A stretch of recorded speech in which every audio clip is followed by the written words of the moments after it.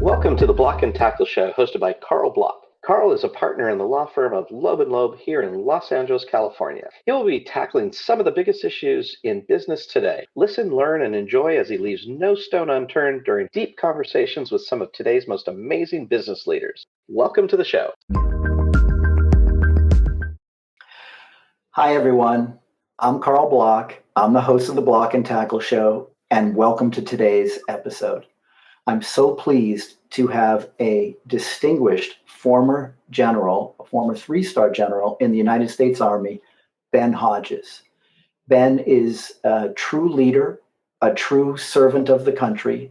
He has an amazing background, and we're going to explore a lot about his background, his thoughts on leadership, some current events, and some technology stuff. Ben, welcome to the show. Carl, thank you very much for the privilege. It is my privilege. So when we talk about your background, and again, I can't emphasize enough how great it is to have such a public servant who's dedicated so much of his life to service of this country. I mean, first you go to West Point. There are some people who may not recall that in order to get into West Point, you actually need to have a congressperson write a letter on your behalf. And they don't just take anybody. They take people who are good students, but also potential leaders. They're well-rounded people. So number one, that's a fairly impressive thing just to get into West Point. Then, after you become an officer in the United States Army, you end up serving in my humble opinion as a civilian, one of the elite units in the United States Army, the 101st Airborne Division. And as you have reminded me, you had 4 tours doing that. And again, these people are the real deal.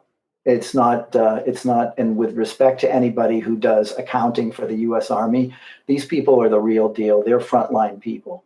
Then you are the aide-de-camp for the Supreme Allied Commander of Europe, also a very, very significant position.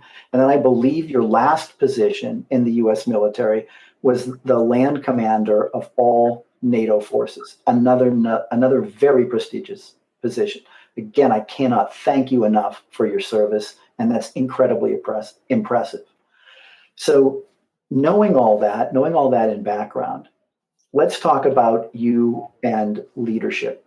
Tell us more about your background, and so we can talk about what made you the leader that you are. Well, of course, I loved being a soldier. I mean, I loved being around the troops. I loved being part of a team that had a focus on doing something that was worthwhile. The Army is not perfect, obviously, but it does represent, it has values that I grew up with and that are important to me today. I get asked a lot, do I miss being in the Army? And I say, no, I did 38 years. But what I do miss is the humor of soldiers. There's nothing like it. I miss having the knot of responsibility in my stomach for the mission, to accomplish the mission. And I really miss, because I'm not an IT expert, I really miss having a Army commo sergeant, a communications sergeant, follow me around everywhere with a communications setup. And I also have to admit, when I'm standing in security at an airport, I really miss not having my own airplane anymore.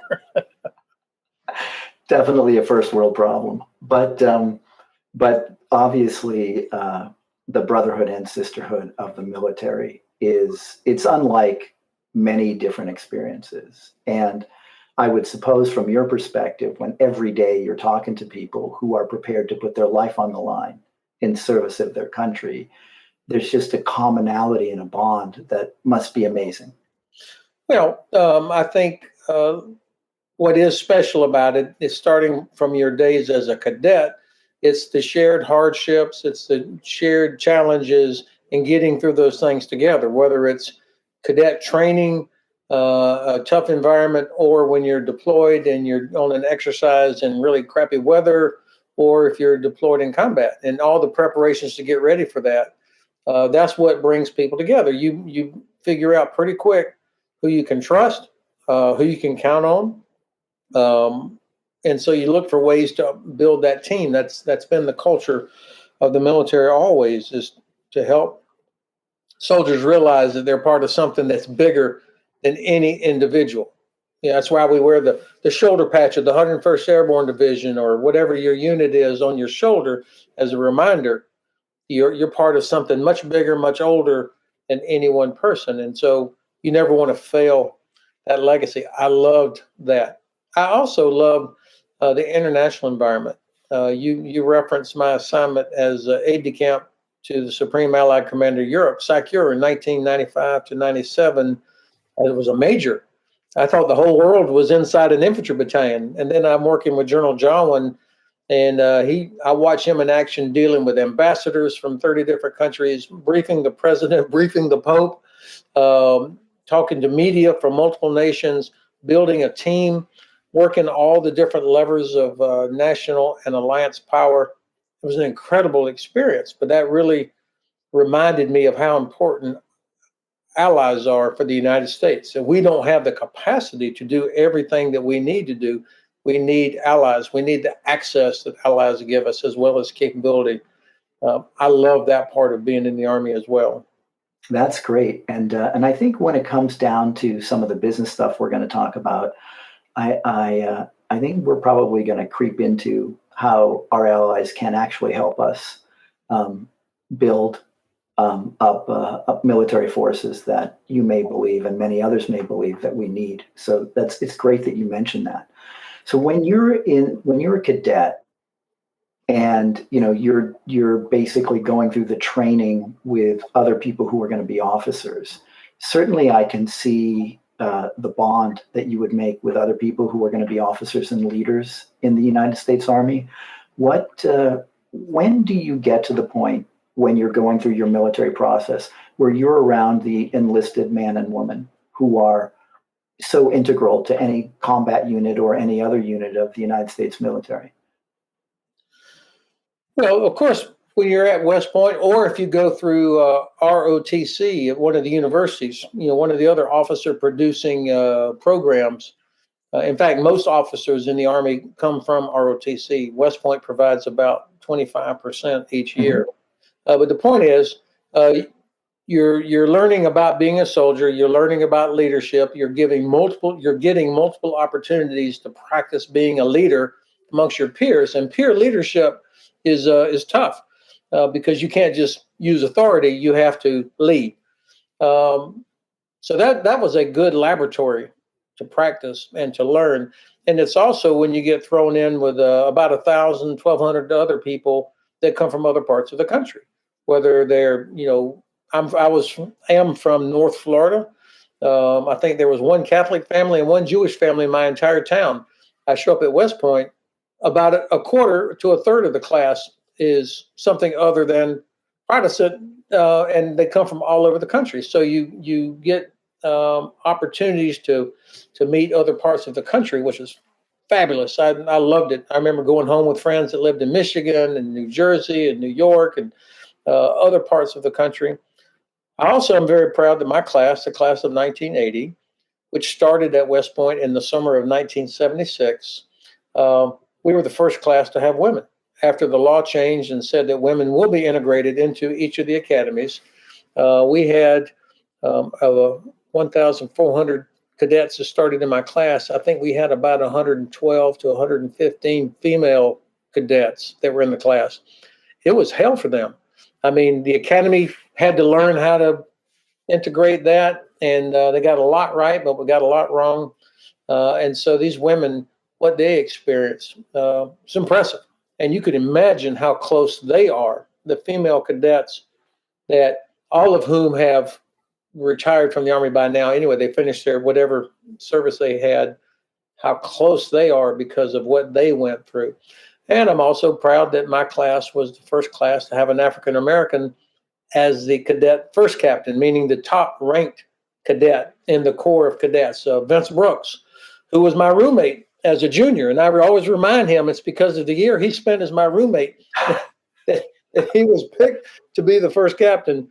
And of course, Vince is a retired 4-star. So it's being exposed to that kind of quality, just like in a business or athletic team. You play up to the level of your competition. And I loved being in that competitive environment, even though I definitely was a bottom quarter when it came to a lot of the cadet activities and especially academics.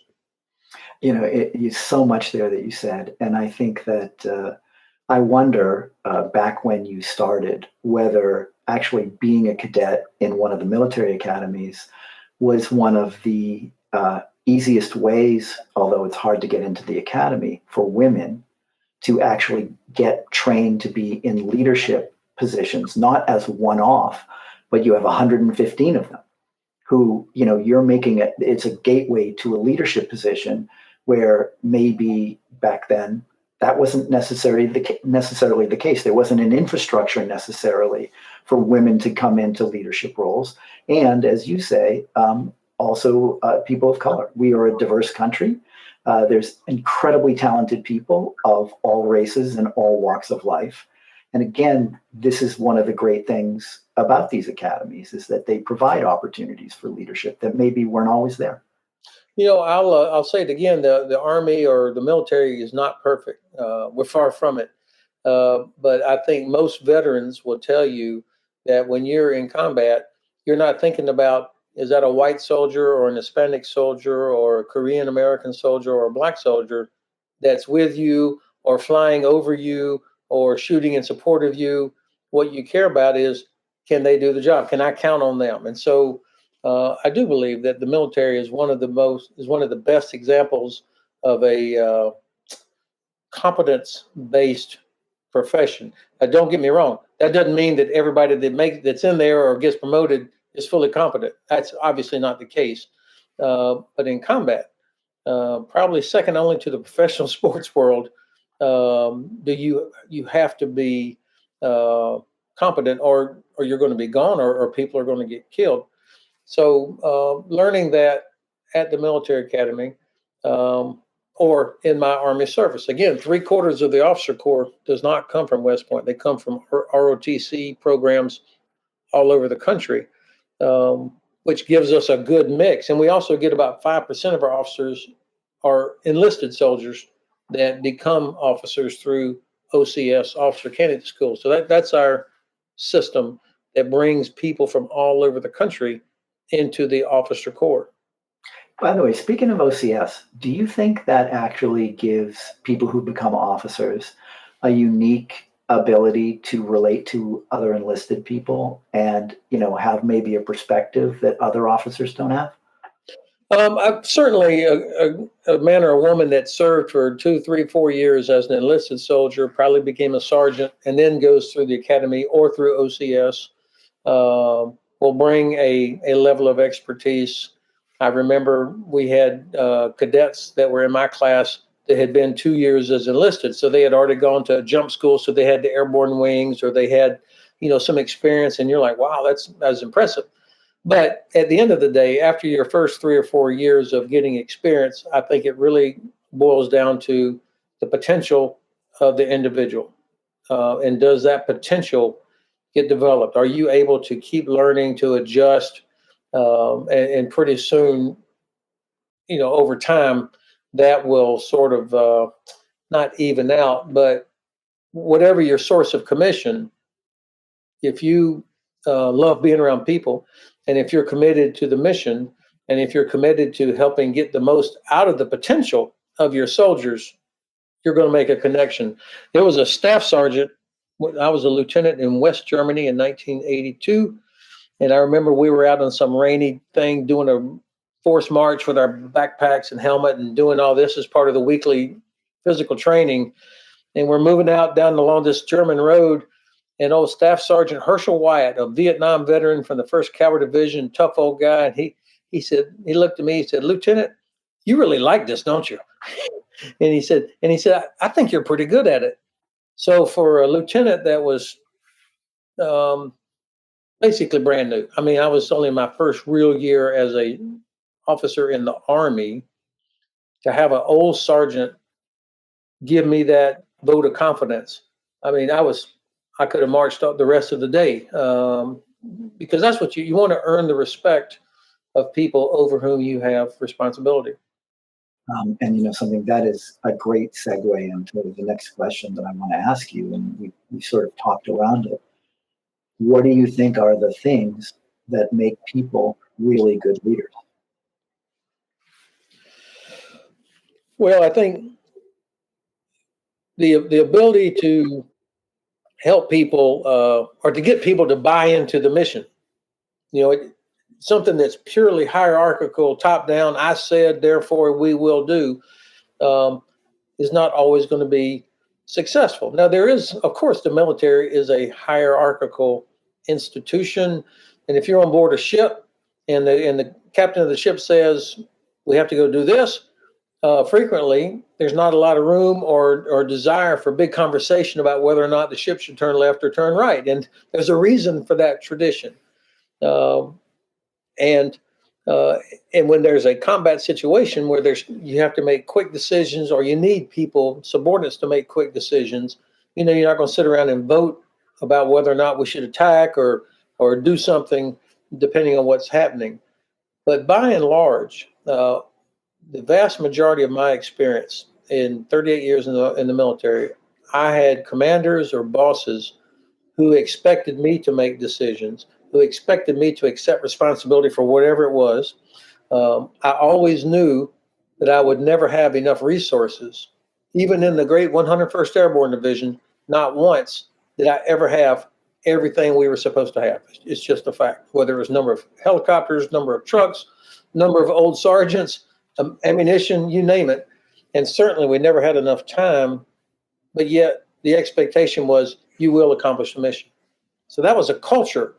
And so the leader has to instill that culture.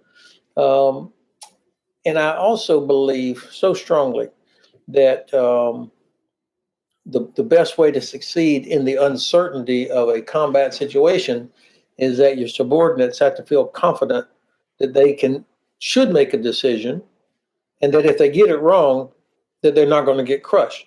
I mean, if you're serious about decentralization, power down, or whichever naming convention you want to use, if you're serious about it, your subordinates have to see you actually give them the opportunity.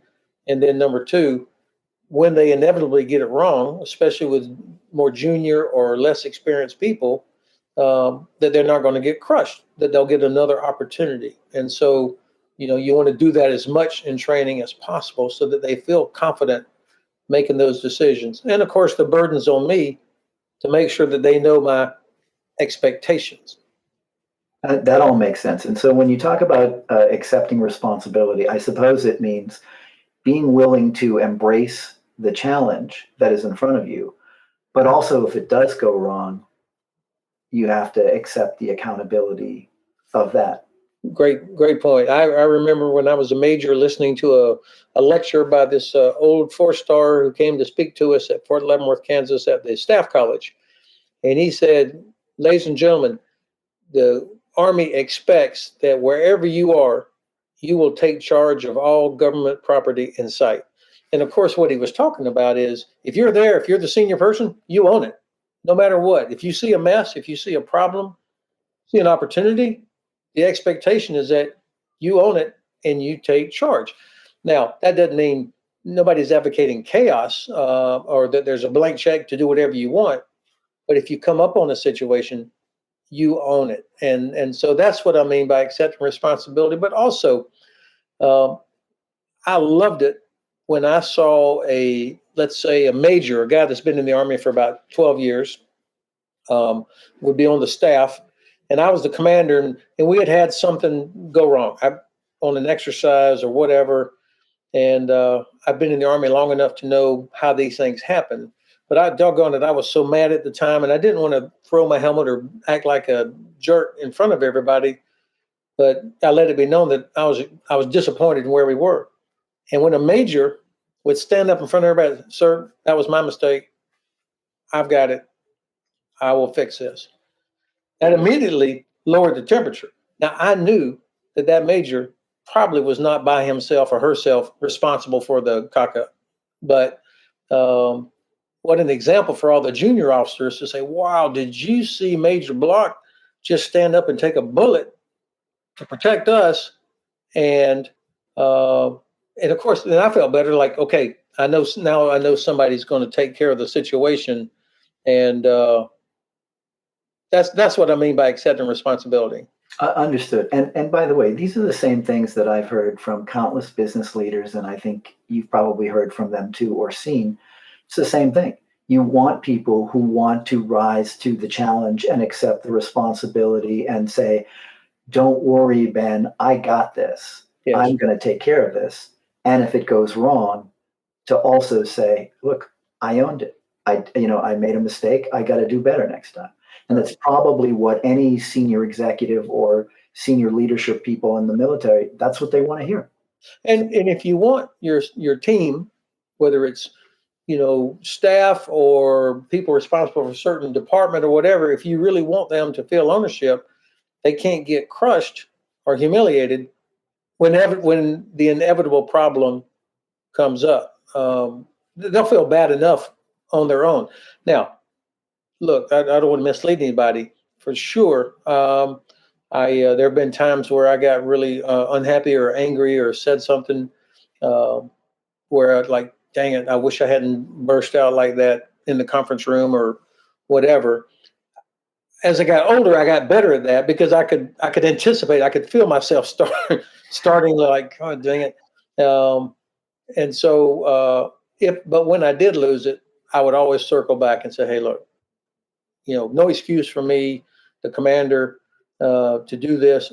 I know every one of you here, none of you is intentionally trying to fail or screw this up. So I apologize. I mean, I think you have to have enough humility to be willing to accept when you make a mistake as the boss as well. No, I think that takes courage. And I think, as you probably know well, as a leader, if you expect people below you to be accountable for their mistakes, what about you? If you show them that you're accountable for your mistakes, perhaps it's inspirational for them. Yeah. We have this thing in the military called the AAR, the After Action Review. And it's something that we institutionalized back in the early 80s as we were trying to recover from all the damage to the institution of Vietnam. And AAR basically is a very simple format for where you get together after an exercise or after an event and you say, okay, what happened? How did it happen? How did you fix it?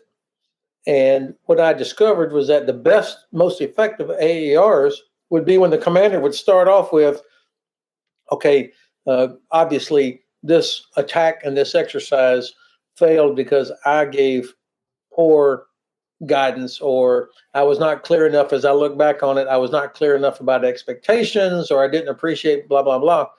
And whenever I did that, then everybody else would feel more comfortably saying, oh, well, maybe I didn't do what I was supposed to do. And it becomes a much better learning opportunity. But it starts with the boss leading the way, setting the example of accepting responsibility. And what's interesting is I'm sure there have been times where there have been people in leadership positions who might think that shows weakness when you admit you're wrong. But I think that empirically we see so many examples of it actually being strength and inspirational. Well, I don't know how any organization or institution can survive and thrive if there's not trust across the team. Mm-hmm. And part of that trust is knowing when your commander says something that he or she is, or the boss is speaking with integrity and is not going to throw you under the bus, is going to accept responsibility for mistakes that they may have made. So this trust, I don't think can ever be overestimated, the importance of trust on any team. That makes sense. So another thing that I think you mentioned was training opportunities and how you as a leader got them and how you decide who would get training opportunities. How does that fit into your views on leadership? So one of my responsibilities at every level was to help the Army pick the next generation of leaders. So this is not some administrative thing. I mean, we torture ourselves all the time in the Army, and I think the other services have similar efforts, trying to have the best possible assessment system. We've evolved somewhat to a 360 approach where it's not just the guy above evaluating the women and men underneath, but also peer input and subordinate input. And what you're trying to do is evaluate the potential. Does this officer or does this sergeant have the potential to be given more responsibility? And so, if you take that duty seriously, and I certainly did, and my peers that I knew did, you're going to find ways to get as much of a clear picture of the individuals on your team as you possibly can in a variety of settings. Now, everybody out that's listening right now probably has that same responsibility to some degree. It's hard. It takes time, and but it's an essential part to growing the next generation, whether it's in the military or in your company, to get the best possible people to be able to run things. You have to invest in that, and you can't do that just by saying it's important. You have to demonstrate that it's important. That makes a lot of sense. And of course, there's a framework for training that you have in the military. Maybe some businesses don't, but the essential idea seems to ring true, as you said, even with private businesses. If you don't get the experience and the supervision, how are you going to see, how can you truly evaluate what kind of a leader somebody's going to be? And that's great. So let me also ask you, and again, this is real world. This is not in a business school. This is real world. So what were your biggest challenges as a leader? I think there's probably two or three things that really stand out. Of course, whenever you're sending women and men into a combat situation where they could be killed or maimed, you don't want them to be sent in to a fair fight. You want them to have every advantage there is. You want them to have the best possible chance to accomplish the mission as well as to survive. And so that takes a lot of work by a lot of people to help deliver that capability and to put them in position to do that. Whether you're talking about flying in helicopters at nighttime, fighting in a village or in a very difficult terrain, it's it's not like in the movies. I mean, it's very, very difficult. So that's always the biggest challenge. And then when you do lose somebody, of course, that you have to keep doing the mission. You don't just stop everything like we lost, Sergeant Hodges or whatever. It's the mission has to keep going. So how do you build in the being sensitive to the emotional component of that, but also having the mental toughness to continue doing the mission? And the military has always had methodologies for dealing with that, so that soldiers can grieve. I remember right at the beginning of the invasion of Iraq in early 2003, we lost 2 soldiers right away, and it was gut-wrenching. But it was not for 2 weeks that we finally got to a point where we could stop out in the desert of Iraq. And I remember one night, and I kind of walked out into the dark, and I just started bawling my eyes out. And that was the first time in 2 weeks, because we've been go, go, go, go, go. And I was a colonel. I was the brigade commander. And it was a very, very hard situation. And so I had to grieve. And that was my first chance to do it. And, of course, we still think about those things. But that dealing with that part of leadership is probably the hardest. And of course, there's families involved. I knew the wife of one of the officers who had been killed. The next biggest challenge or most difficult challenge was in my last assignment when I was the commanding general of U.S. Army Europe from 2014 to 2017. This was right after Ukraine had been invaded by Russia and Crimea had been annexed. Um, but this was the U.S. military was downsizing in Europe. We were going in the wrong direction. We thought Russia was going to be a partner, and we needed to put assets elsewhere. And so we were down to no more tanks, and the Army was getting ready to take all the helicopters away because you don't need it, that sort of thing. And so I realized as I was taking command that I was going to have to conduct what we call economy of force mission, which means you're not going to have enough stuff, but you're still going to have to be successful. So unlike when I was a lieutenant in West Germany, when we had 300,000 troops, and the mission was to deter the Soviet Union, assure allies, and protect America's strategic interests, we now had 30,000 soldiers in all of Europe, and the mission was to deter Russia, assure our allies, and protect America's strategic interests. So the task became, how do you make 30,000 look and feel like 300,000? Because the Army, you can't just turn and say, okay, we'll bring all the tanks back, we'll bring all this. It doesn't work like that. And so that forced me to get very creative, put a lot more responsibility on young people, work more closely with our allies, and get resources from them, and to get more out of our National Guard and Reserve component. But it really was all about getting more innovative in order to make 30,000 look and feel like 300,000. There's this quote attributed to Churchill. I don't know if he actually said it, but he said, "Gentlemen, we are out of money. We now have to start thinking." And so that was where I found myself. That was hard, but I also found it one of the most invigorating professional tasks I ever had. Well, that's amazing. And by the way, the story about your need to grieve, I think there are people who never served in the military or who see things in the media that all senior leadership are automatons and that they don't actually grieve or have empathy for the soldiers that serve under them or their families. So that's actually a great story that you told. And I think it's probably comforting for a lot of people who think about it, that their admirals, generals, commanders are human, do have human emotions, do have empathy for the people that they serve with, do want to protect them. And I hope more people actually look at things like that. And because in the movies and such, they often portray senior leadership as cold, unfeeling, aloof, and not caring.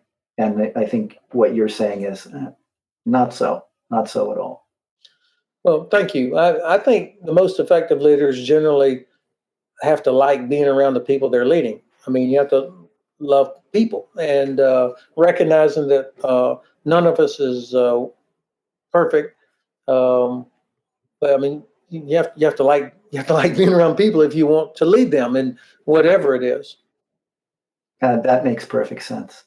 Thanks for tuning in. If you want more info on the show, please visit blockandtackleshow.com. And you can also email me at carl@blockandtackleshow.com. Thanks for tuning in.